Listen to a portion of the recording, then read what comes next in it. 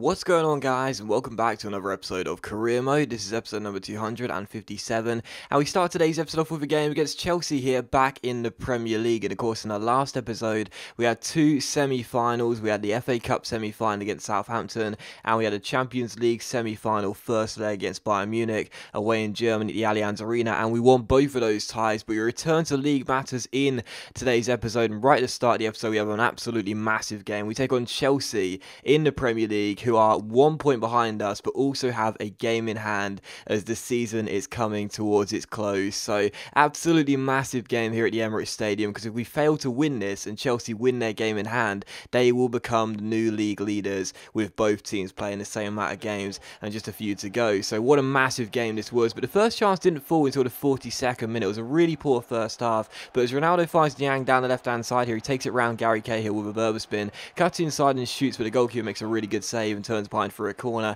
That corner came to nothing, but a few minutes later we had another corner. Mesut Ozil crossed the ball in, looking for and by Niang, and we do take the lead on the stroke of half time. And it really was a poor game. For the first 40 minutes there were no shots at all. It was very subpar, nothing to report, just a battle of possession really. But eventually in the final 5 minutes I thought we may as well go for a goal, try and get something before the break, and we get one. And by Niang headed in the corner from Ozil past the goalkeeper, makes it Arsenal 1, Chelsea 0. It's his 27th goal of the season, and we do take the lead. And in the second half we had to wait until the 81st minute for another chance. Luke Garbutt's cross met Lazzari in the centre, but a little Italian's header goes wide of the post and behind for a goal kick, and it was still 1-0. And in the 89th minute, one of the final chances fell here. Kevin Savanier finds Danny Welbeck off the bench, plays that wide towards our right back Callum Chambers. We take our time, pick out Rodrigo Lazzari, fake shots around Matic, keeps hold of the ball, then plays it back out wide towards Callum Chambers. Chambers to Ozil, just passing the ball around, regaining possession. Eventually Lassie finds Niang, who turns Todd Kane down the left hand side, takes it around with a scoop turn and shoots, but can't hit the target, and the ball does go harmlessly behind for a goal kick. And it was how the game finished. Arsenal 1, Chelsea 0, and in an absolutely massive game, Chelsea did really nothing. They played defensive right from the first minute, and after we got ourselves a goal, I was thinking now they're going to start to come at us and try and get themselves an equaliser from somewhere, but they just never did. And it was really surreal, because I was waiting and I was thinking, should I go for the kill? Should I go for the second goal and ensure we're going to get these 3 points, or should I sit back just in case they start pressuring us? Instead I chose the latter, and they never did pressure us. It was just really weird. But in the end it was actually quite a routine victory for us. We had a few shots but nothing too significant, but even though it wasn't the most flashy of games and the flashy of performances, we got the job done, and that was the most important thing. 3 wins out of 3 now. That's great to bounce back after back-to-back defeats to Manchester United and Hull. So 3 big wins out of 3, and I'm really impressed we turned this round, because I was thinking that maybe after we did lose those games to Hull and Manchester United, we start to just feel sorry for ourselves and go on a bit of a bad run of form. But to just come back and win 3 massive games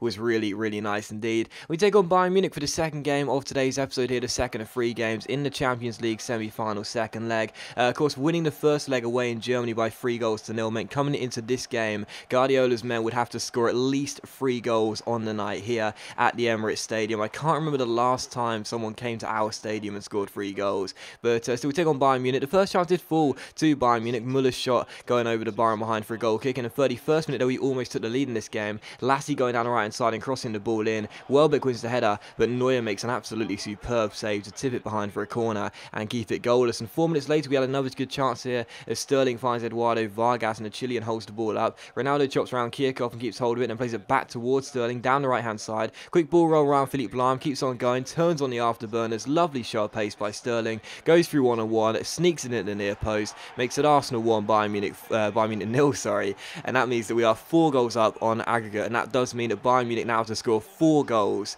in the 8 minutes remaining in the first half and the remaining 45 minutes that we'll have in the second half. So to have a 4-goal lead in this tie, I never like to be too arrogant and say that the tie is over already, but it was certainly looking that way. It really was. We were 4 goals up. Bayern Munich just were not doing enough at all, and they did have the first chance of the game through Muller, but other than that it was really routine for us. It was a first half in which we knew we were playing better in terms of the shots we were having, the more threatening we were looking in front of goal. And as Ronaldo goes down the left hand side here with a great chance to make it 2-0, keeps on going, gets himself inside, his Rabona cross is deflected. Vargas finds Ramsey though, and his shot is well saved by Neuer, but as Neuer spills it, no Bayern Munich defender reacts quick enough, and Vargas turns in the rebound and does make it Arsenal 2, Bayern Munich 0. 5-0 on aggregate going into into the second half. The German side would need to score 5 goals, otherwise they're going out, and yeah, the tie now was surely effectively over. Bayern Munich are more than capable of, scoring that amount of goals when you consider how good our defensive record has been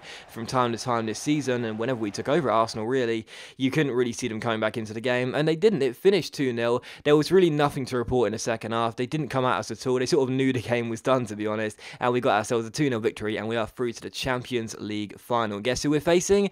It's PSG, our former club. Can you believe it? PSG versus Arsenal in the final. What a great Champions League final that could be. And following that, we take a look at our scouts, his report for the youth players he's been looking at in England. Obviously, as I've mentioned a couple of times now, this is all trivial. None of these players are going to play in the first team, but it's just worth showing just to show you what type of players we can look for and what type of players I like to sign. But just taking a couple look at those players, and again, it's completely trivial, but it's still worth showing. And also, we see we get £5.9 million for progressing to the Champions League final, which is great. And yeah, Champions League final against PSG. I'm really excited about it. I really am. We're facing our former club. Obviously, last year they knocked us out in the semi-final, so that's going to be hopefully a revenge final for us if we can win it. Of course, our first Champions League final since we left PSG, our first Champions League final with Arsenal. So yeah, it's going to be pretty awesome, and hopefully, touch will be able to come up with a trophy. That will of course be the last game of the season. Of course, don't forget the last game of the series and the last episode of the series as well,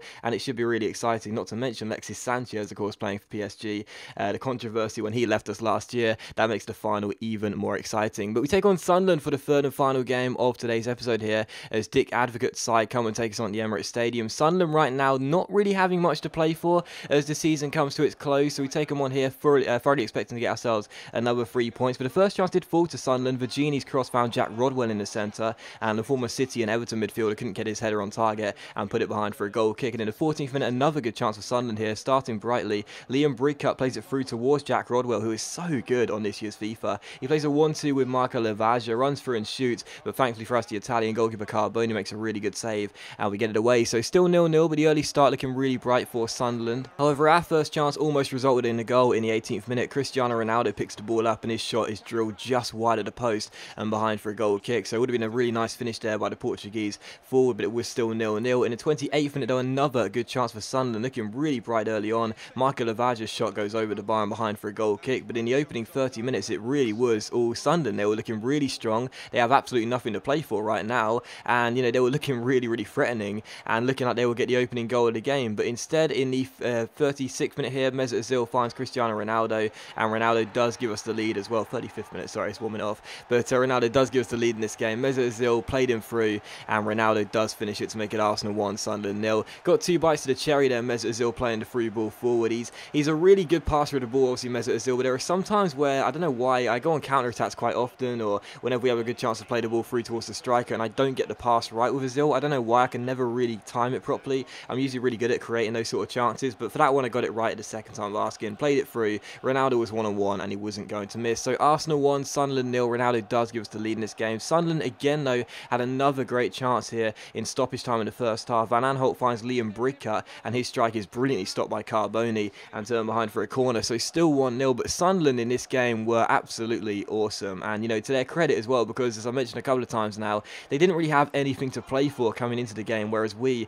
are still top of the table and desperate to stay there. But in the 48th minute, they would grab themselves a more than deserved equaliser. Who got the goal? Jack Rodwell. I said before, this guy is an awesome box-to-box midfielder on this game, and it is Arsenal 1, Sunderland 1. So Jack Rodwell's first header hits the post, but it comes straight back to him, and he dives in to slide in and score the rebound. So it's Arsenal 1, Sunderland 1, and Sunderland, full credit, they deserve to be back on level terms, and they had a great chance to take the lead in this game for the first time. Catamol finds Mavrias, but the strike goes wide at the post and behind for a goal kick. And for the majority of the game, it was the away side doing the pressing, looking to score more goals. I just couldn't cope with the threat. They were looking so good. And as Mavrias crosses this ball in here, Michael Lavagia wins the header, but fortunately for us, it hits the bar, and we then get it away at the second time of asking. So it's still 1-1 in this game. We just, if anyone was going to win the game, it was going to look like Sunderland. We need to win our remaining games. We want to be champions, but Sunderland in this game, they wanted to spoil the party, if nothing else. If they can't do anything else this season, they want to spoil our season. They had another great chance here. This shot going just wide the post, and it was still 1-1, and the final chance fell here.